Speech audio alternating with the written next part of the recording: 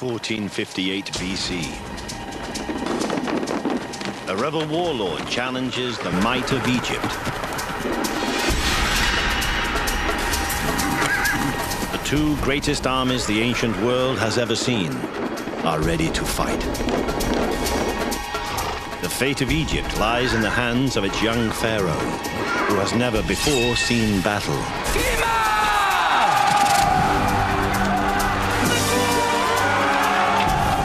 If the rebels win, Egyptian civilization will crumble. This is a true story.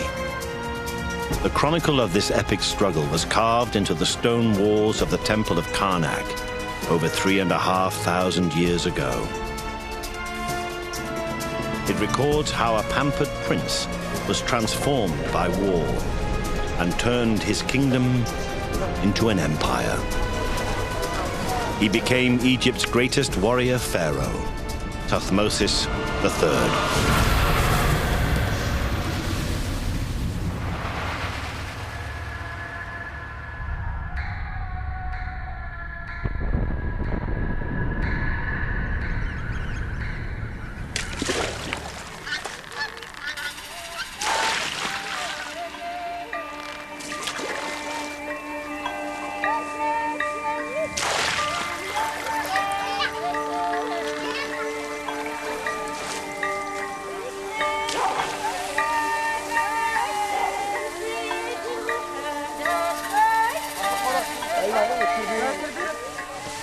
For a generation, Egypt's 3 million people have lived in peace and prosperity.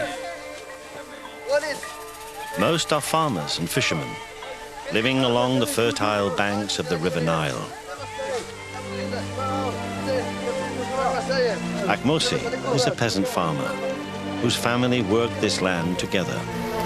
Their life follows the changing seasons.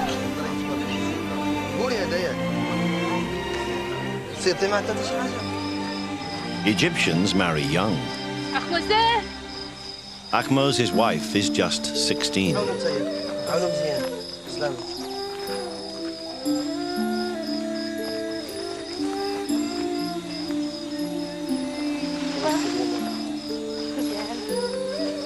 They expect that one day their children will take over from them and work the fields. But Thutmose's life is about to change. The sacred ibis are an omen of danger.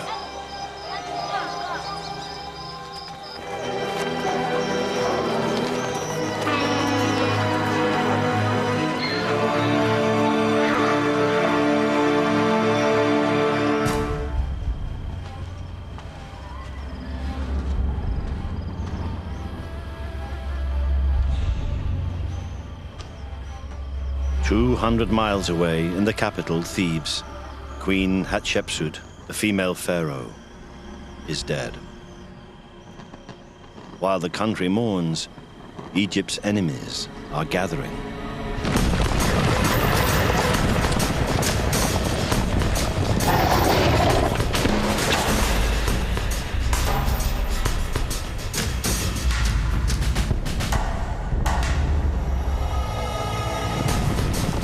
The Prince of Kadesh, an embittered Syrian warlord, is whipping up revolt among the tribes of the north.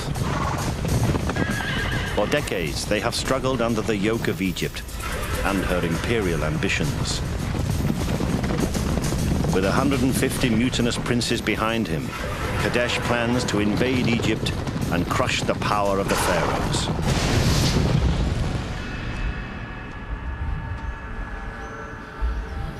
Egypt is vulnerable.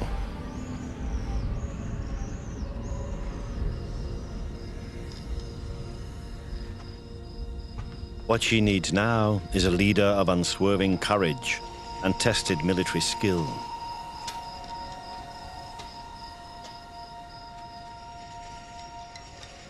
But the new pharaoh is Thutmose III. For 20 years, this princeling has been kept from power by his stepmother, Queen Hatshepsut. He has been pampered and indulged, untroubled by the affairs of state.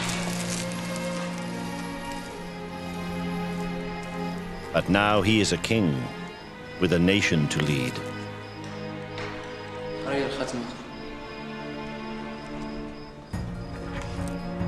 To the Egyptians, he's a living god. His body, a sacred object.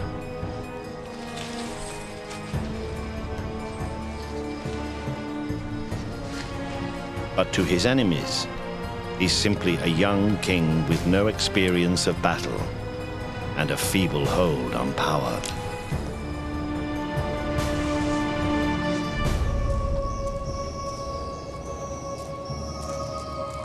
Thutmosis comes from a long line of warriors. A century and a half ago, the founders of his dynasty expelled the ancestors of the Prince of Kadesh from northern Egypt. Syrians and Egyptians have struggled for supremacy ever since.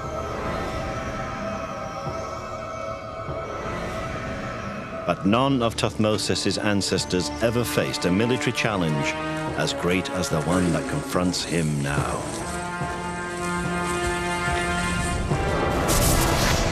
3,500 years later, this is modern Luxor and the ruins of Thutmosis's temple of Karnak.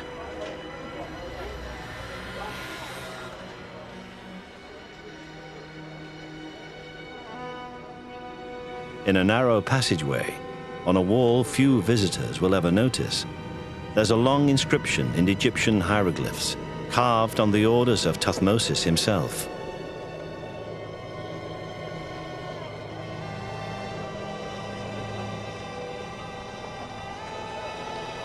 It tells the story of his war against the Syrians, which begins in the winter of 1458 BC.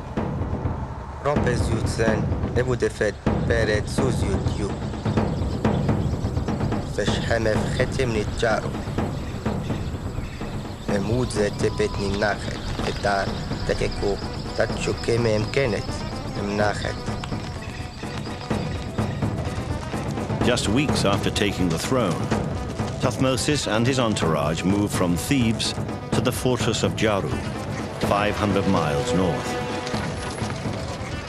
Jaru is on the Syrian border. It's Egypt's largest garrison and the gateway to the Middle East.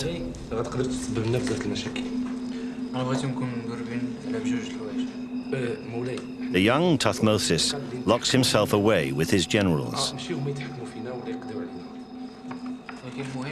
Jehuti and Jamenej are hardened soldiers, skeptical of the young pharaoh's ability to lead. They have just a few weeks to devise a strategy to defend Egypt's borders. Recording every word of their deliberations is a fourth man, not a soldier, but a scribe, named Jeneni. He's been called the world's first war correspondent, and it's his words in ancient Egyptian that are carved into the temple wall at Karnak. Operan es hu kewi. Iwa autentot endiem ni sharuhan. Sed sha rajan yo feroe diwatau shebet hameth.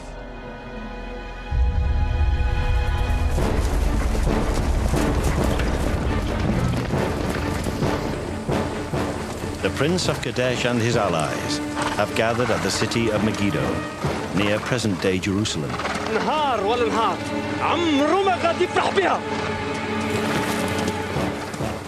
Megiddo is now the nerve center of the revolt.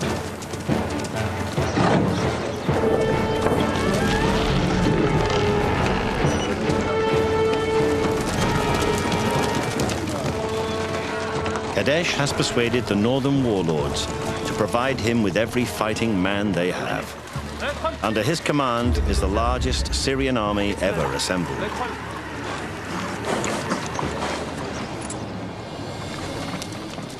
He's determined that this time, Egypt will fall.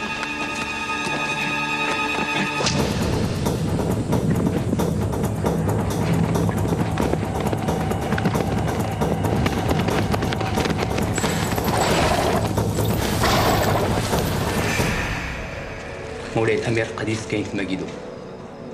ميجيدو؟ نعم مولاي. صار. The intelligence is worse than Thutmose expects, far worse.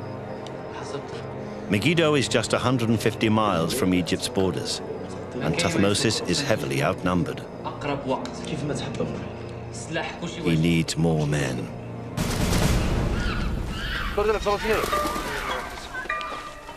هذاك الباب اللي هنا.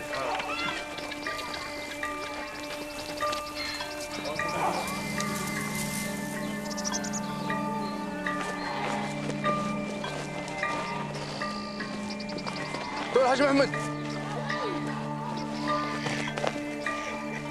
هي. اش بغيتي؟ فين ولد؟ ها هما باك صاحبنا واخ مستحبنا. ها هما. اسميك انت؟ ها هما لا اش بغيتي؟ شحال عمرك؟ Conscription is nothing new in Egypt. شحال عمرك؟ For centuries, peasants have been taken from the land to build canals, temples, and pyramids. اسميك انت؟ باقي صغير. غادي نديو انا صافي هذاك اللي غنديو. لا توني انا فلسطين. سكتي؟ لا هذاك اللي غنمشي. ما تمشيش. بلاصه الوريد توني انا. But Ahmose is destined for something different. هذا اللي غنديو. The army. لا ما يمكنش ما تخليوش يمشي اش كديروا؟ سير معاه. لا لا لا حول ولا قوة الا بالله. لا ما يمشيش. لا حول ولا قوة الا بالله. لا خواتي ما تمشيش. ما نقدرش نخلي خويا ما نقدرش ما نخلي. تخلينيش ما تمشيش. وحنا وحياتنا. لا غادي خواتي صافي ما غاديش نمشي. Ahmose knows he may never see his wife and home again.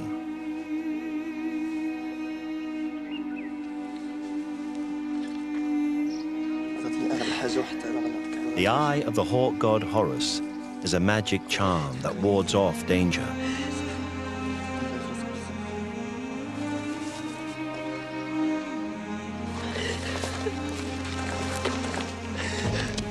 Every Egyptian is now touched by the threat to the kingdom.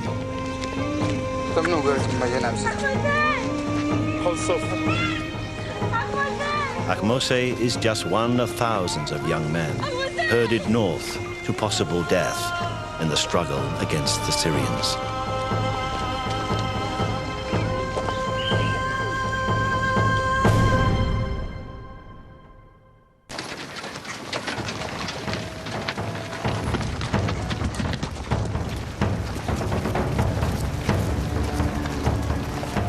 In February 1458 BC, Ahmose and his fellow conscripts reached the fortress of Jaru.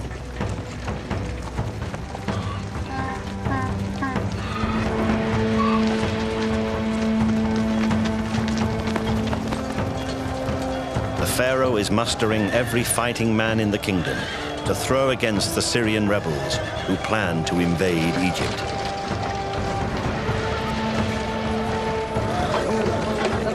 Ahmose is a peasant farmer who has never left his village before. He is now going to be made part of the most sophisticated army the world has ever seen. Quartermasters marshal food, weapons, and clothing supplies.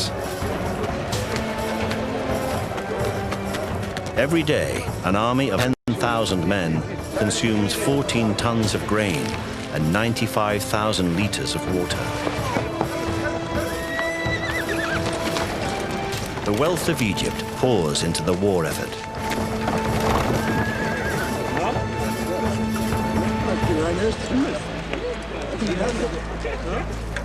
What makes the Egyptian army so formidable is these men.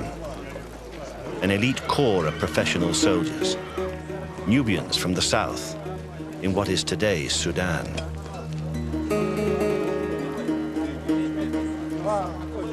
Nakht joined the pharaoh's army 3 years ago, along with 5 men from his village. His ambition is to rise through the ranks, and he is likely to succeed.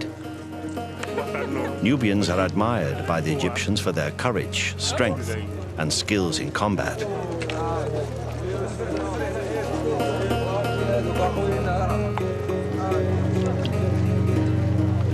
For men like Nacht, the coming war is an opportunity. There's booty to be had and glory to be won.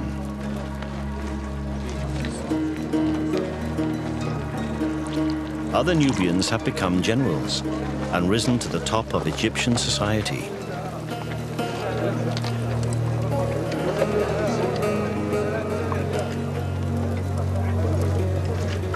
The most Ahmose can hope for is to get back to his home alive.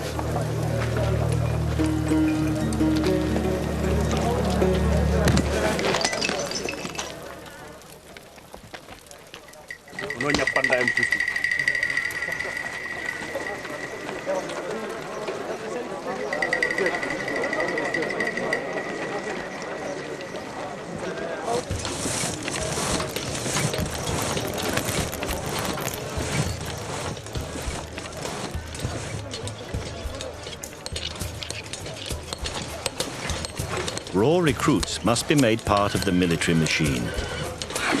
This is the job of Egypt's officer class.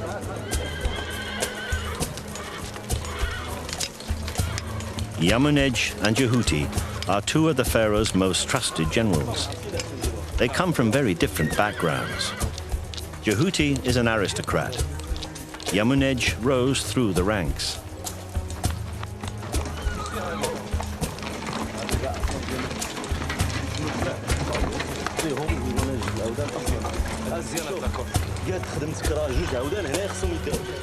Officers will be equipped with the latest military technology.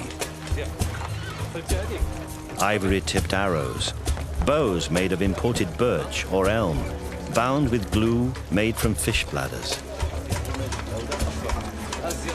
as well as the most radical innovation of all, the chariot. A lightweight war machine that brings speed and surprise to the battlefield.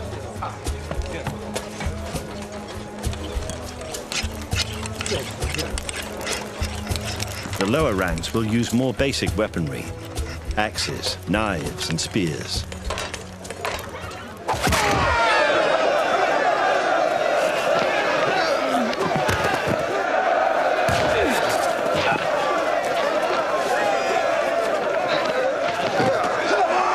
Nacht is putting the new recruits through their paces. Wrestling is the Egyptians' favorite sport, and in the army, it's a useful test of manhood.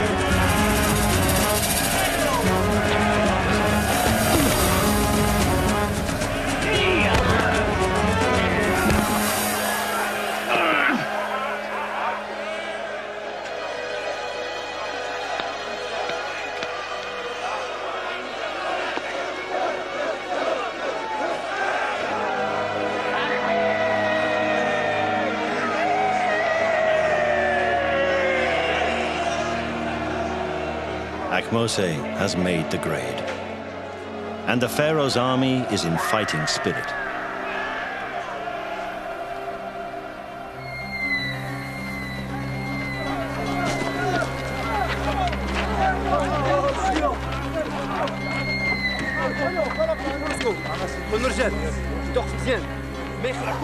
By April, the Prince of Kadesh is preparing to move the coalition's 10,000 men from Megiddo towards the Egyptian border.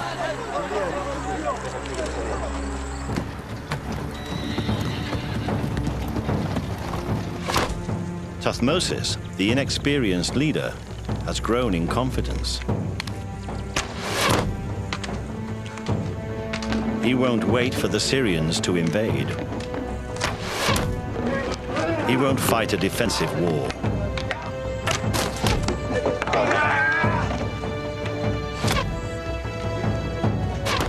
he will invade Syria and crush the rebels at Megiddo. The army will march tomorrow.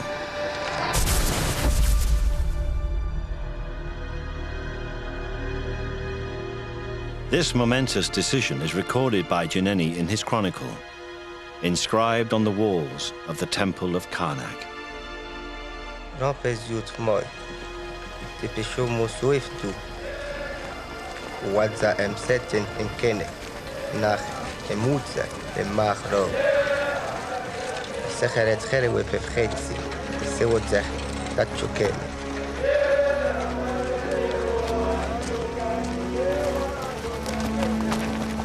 But to reach Megiddo, the army faces a grueling march of 200 miles across the deserts of Sinai and Gaza.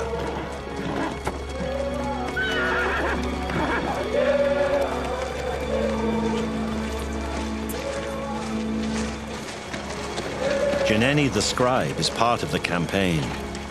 He's here to record the pharaoh's exploits and guarantee Thutmose a place in history.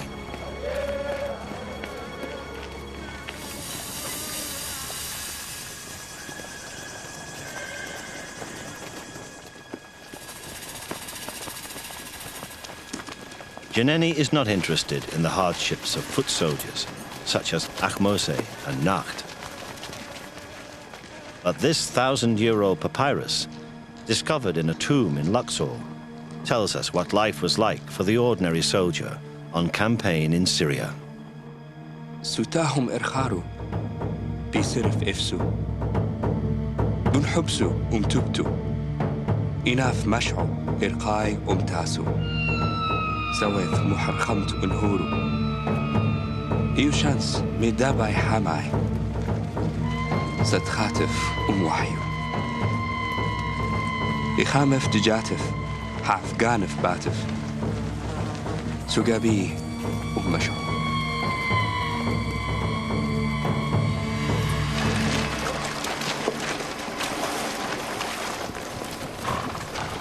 At first, the army makes rapid progress. In the first 10 days, it covers 150 miles. Then the heat takes its toll. The pace slows from 15 miles a day to 5.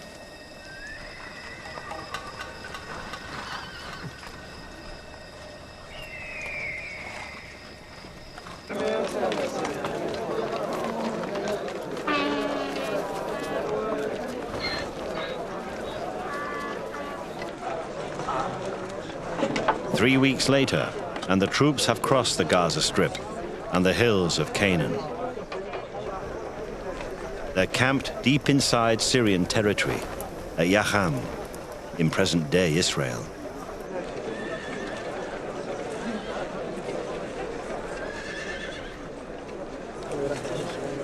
The soldiers are exhausted, and their thoughts turn towards home.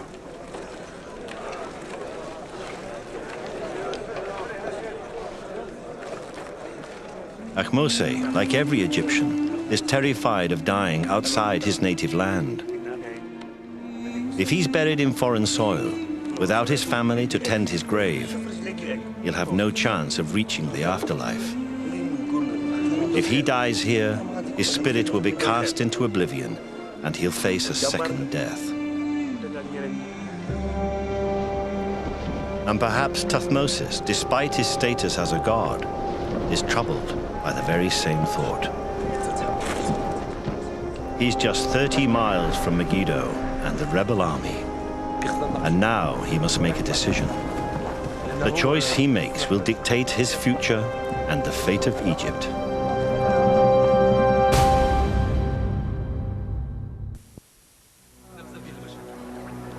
باش نتفاداو هاد المشاكل انا كنقترح عليكم باش نوريكم الخريطه الطريق اللي خصنا ندوزو معها.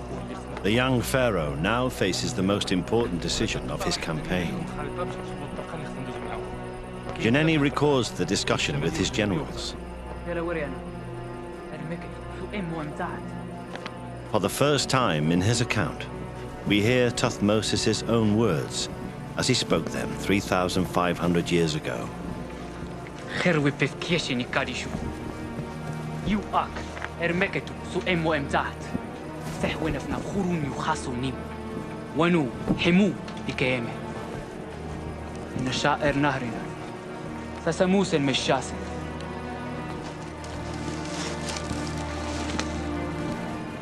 Surprise is the key. Reach Megiddo quickly, catch the Syrians unawares, and they could crush the rebellion in a single strike. هناك خصنا نمشي. From their camp at Yacham, there are 3 routes to Megiddo. هو الجيش ديالنا ما يقدرش يتحمل المصاعب ديال هذا. Through Yokneam, الطريق هذه قريبة north of Mount Carmel. إنما المشكل ديالها هو أنها تعرضوا لبزاف ديال الأخطار. South through Tanakh, approaching Megiddo from the southeast. وكيبقى الاقتراح ديالك هو الاقتراح. These are the safest routes, but also the longest. There is a third approach, the Aruna Pass, a narrow gorge that snakes through the mountains. It's the most direct and the most dangerous. For hours on end, the army would be exposed to ambush.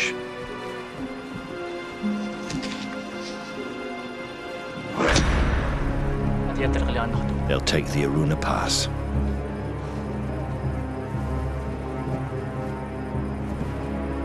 The generals think the young pharaoh is wrong. Janeni records their words. سمي أخ شمت حمتين بين انتي وو الحنس يو تحرس ميت أجو خيرو إمو أغا حر إبار إن يو تحية إمو حر حاحا يونا إن بخوي أغيا إم أرونا أونيخ ناي مروي إرا حسو تيوتي أمون يواتشا حمي حرمين جنبه أرونا إميشا أنت ليبا في موجة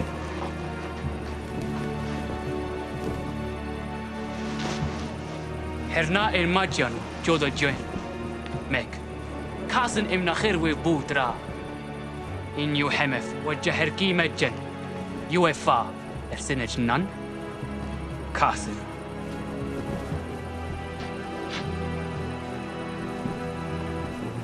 وين الباك إنسان نبف أمو إنحيمو مجن ناخد نجوان جن نمتخد يلا نشوف راسك. أمون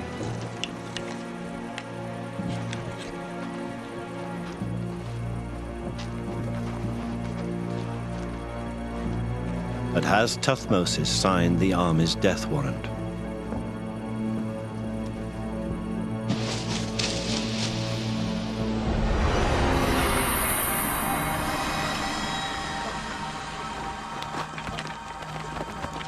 On the 14th of May, Thutmoses leads his army into the Aruna Pass.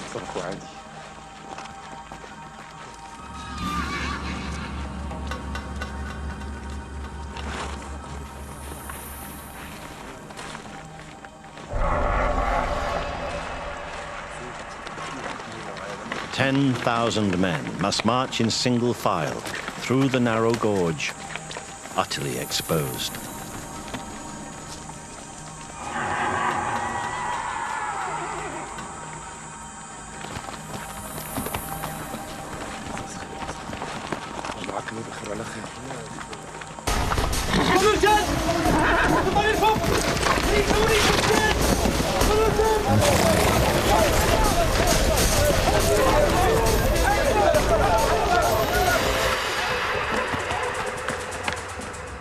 For 12 hours, they are open to attack from above.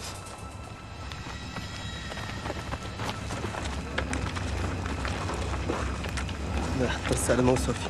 كتشي راه مطلوب. قاعد ناقص لي يديروا ترى الرقم اللي الله يحفظه صافي.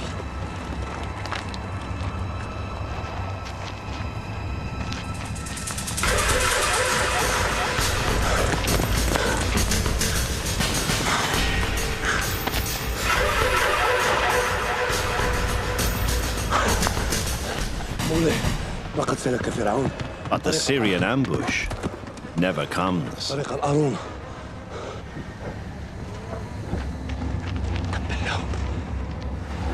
Kadesh has been outwitted. He expected to ambush the Egyptians on the southern route to Megiddo. Now his troops are in the wrong place. All he can do is scramble back to Megiddo.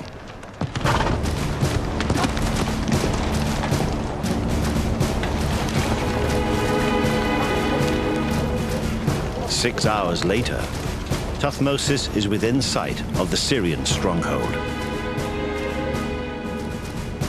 ورونم نخاسو محتاج تبو إم خوينف محبو إن ديمي خا بامح المجدو.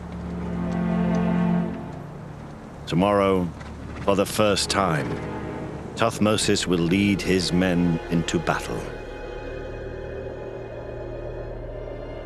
Here at Karnak is Jineni's eyewitness account of the final minutes before the Battle of Megiddo. It's the 15th of May, 1458 BC. Rampez yut cheme, te peshomo sus yut wa. Hatni su teptua ezet redi, em huni metcha edzeref sesh. Udza hemef hewereret nitza savu yemenoev nuarachet. Mehor jemaneb yerchet. Thutmose anoints his peasant soldiers with sacred perfume to bring down the gods' blessings on them in battle.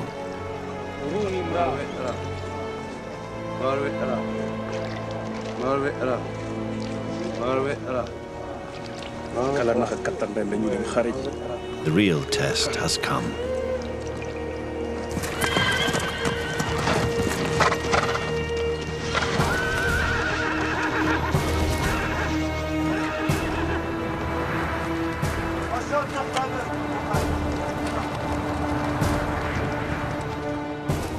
Jineni describes the Egyptian positions.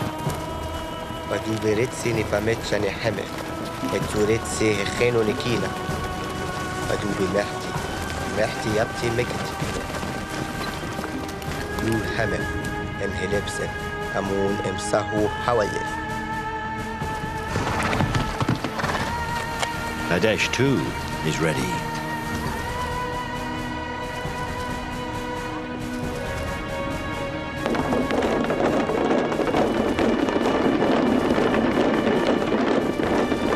Egyptians and Syrians face each other at last.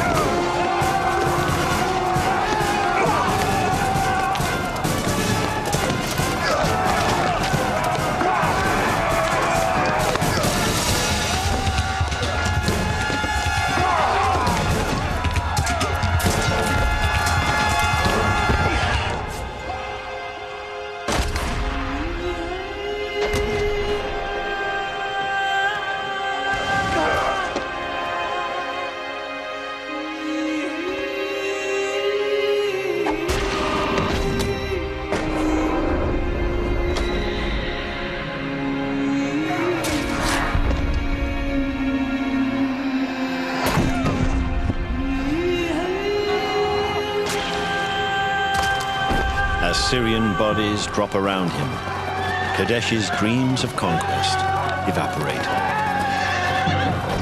Ma'ayasen Hamef, Esechem Eros Yusen, Heyefedi Kebkibi, Meketi, Hunisenet, Hanusen, Sesmusen, Weretsen.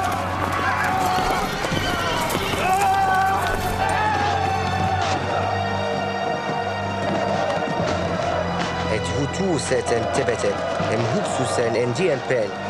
Ezet khatamen nayen rumet diempeneros, khanusen hepsue etebetet, set here diempen. All Kadesh can do is save his own skin.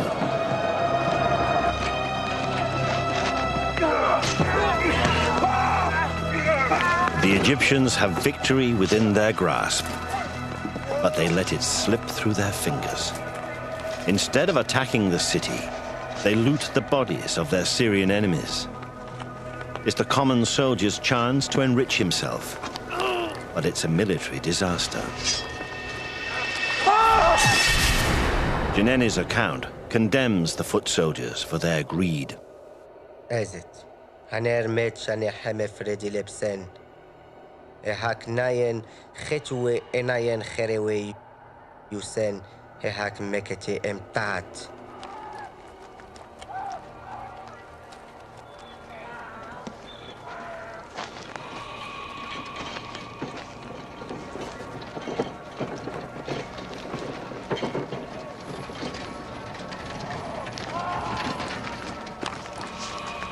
Ahayen haksis mutese. Weretsen nebu heads eruem hak. Sekusensetzer emsetzetsi. Mimirumu, Kahshinu, Metjanachet, Nihemef, Hehopchetu Eru. The Egyptians measure their success by collecting severed hands. But this is not yet a victory. أنت شوف صب معايا واحد جوج لب نيجا نيونيا يبرم لب شوف أحمد ما يدول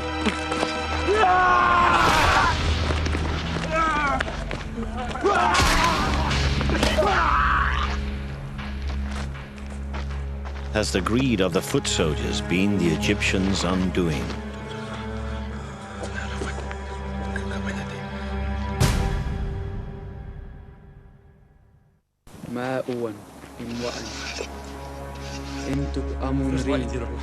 The Pharaoh's generals are in disgrace.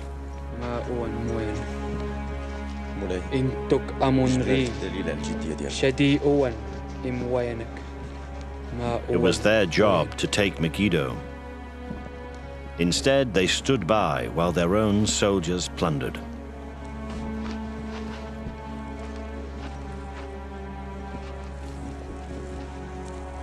حكون فرحان داباك حكم درتوها زوينة داباك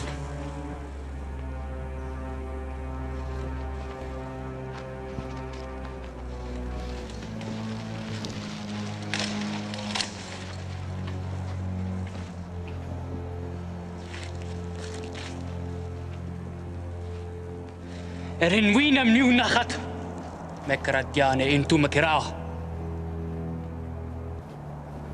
ورون يخاسو نحتي محتيانف رنتت كابا مح المجدو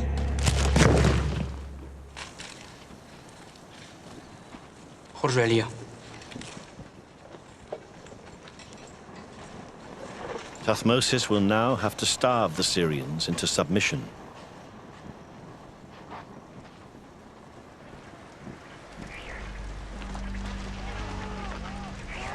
No one knows how many Egyptians fell at the Battle of Megiddo.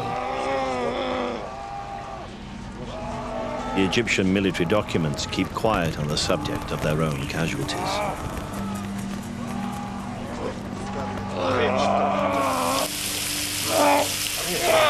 What we do know is how Egyptian surgeons treated the wounded.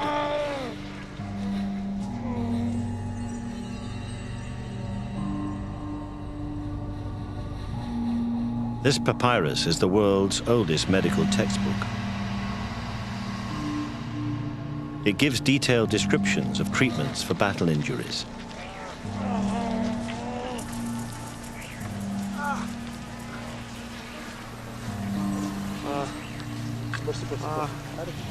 Raw meat, with its natural blood-clotting agents, is used on flesh wounds.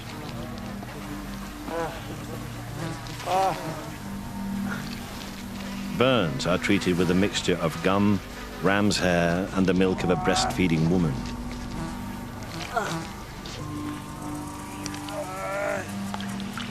But despite the doctor's best efforts, most of the wounded in this field hospital will die from infection within days.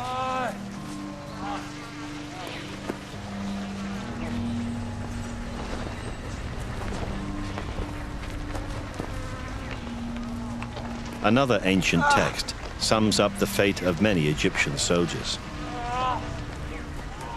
توتو حيرتت بيسا إرواعو بمونح إرميقا بشيري توتو حرس خابرف إرناحمف أمخاني الموتف سابرف إرورامي إيو قاسني بشواش أحموزي أحموزي بوتا فمولو تي جيني نتي داني جاكو دي نياخي دين تي جين نيول دينا جاكو جاكو لي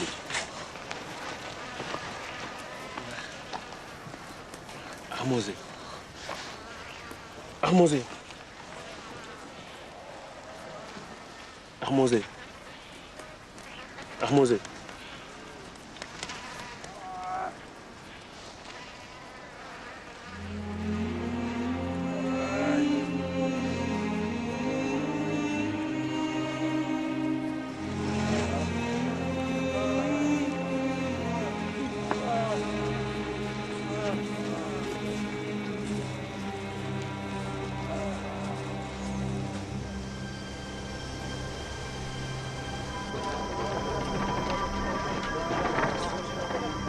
For 7 months, Thutmose holds Megiddo under siege.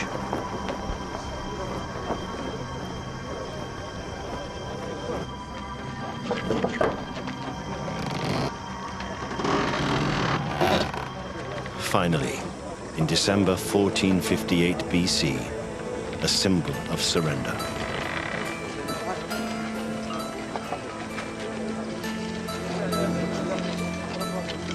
These are the children of the Syrian warlords, offered to Thutmose in a gesture of submission.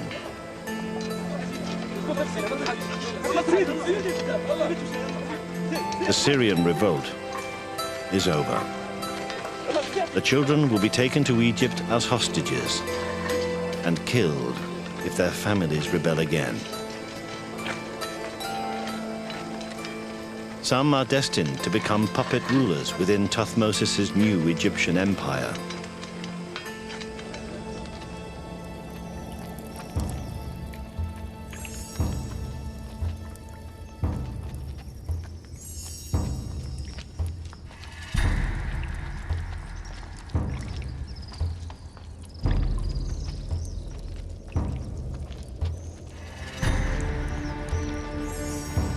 Thutmose returns to his capital, Thebes, in triumph.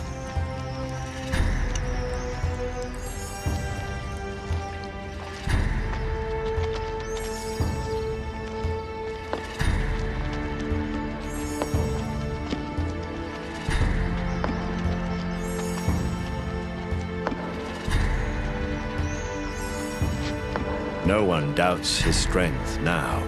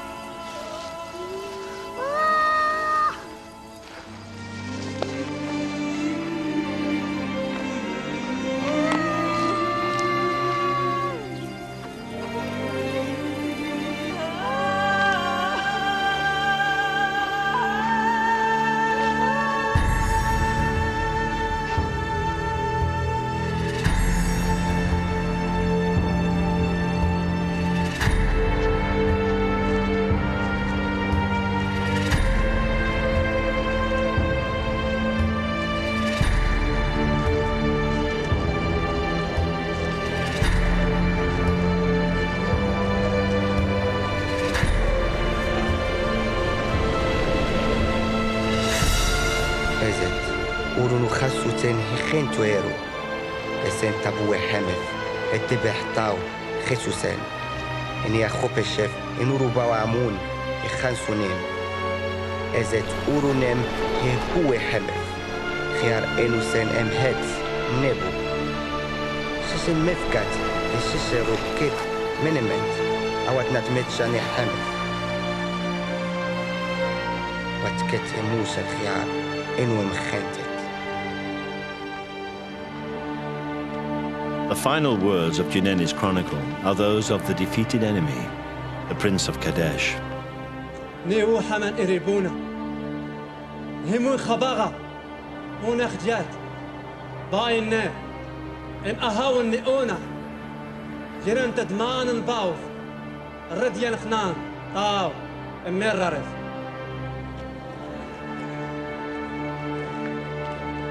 Over the next 20 years, the pharaoh Thutmose III fought and won another 17 campaigns.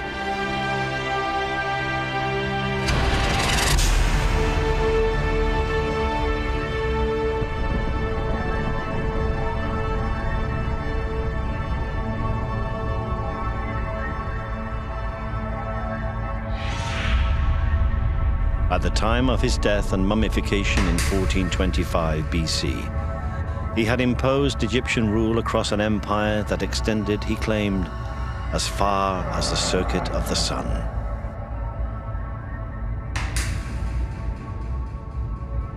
Jineni's eyewitness account of the Battle of Megiddo set a standard of military heroism for every pharaoh who followed.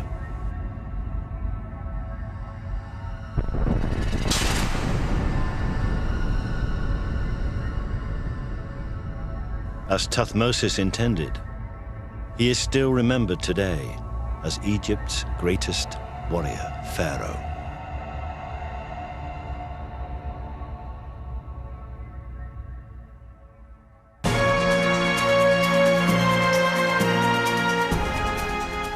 Ancient Egyptians continues at the same time next Thursday. Details coming up. For adults or children, these highly illustrated titles are available in the shops now. To order, call 0870 1234 344 or click onto channel4.com/shop. V. Graham Norton is V Close. In fact, it's next.